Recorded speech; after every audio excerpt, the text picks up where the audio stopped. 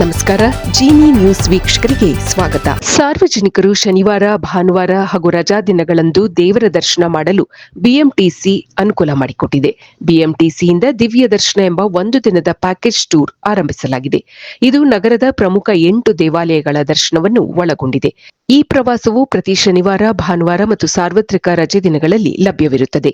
ವಯಸ್ಕರಿಗೆ ₹450 ಮತ್ತು ಮಕ್ಕಳಿಗೆ ₹350 ನಿಗದಿಪಡಿಸಲಾಗಿದೆ.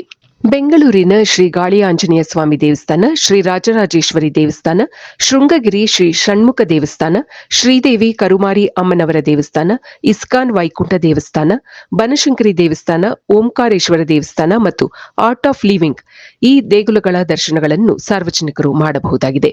ಬೆಳಗ್ಗೆ 8:30 ಮೆಜೆಸ್ಟಿಕ್ನಿಂದ ಬಸ್ ಹೊರಡಲಿದ್ದು ಸಂಜೆ 6 ಗಂಟೆಗೆ ವಾಪಸ್ಸಾಗಲಿದೆ. ಇದು ಈ ದಿನದ ಸುದ್ದಿಗಳು. ನಿರಂತರ ಸುದ್ದಿಗಳಿಗಾಗಿ ವೀಕ್ಷಿಸುತ್ತಿರಿ ಜಿನಿ ನ್ಯೂಸ್. ನಮಸ್ಕಾರ.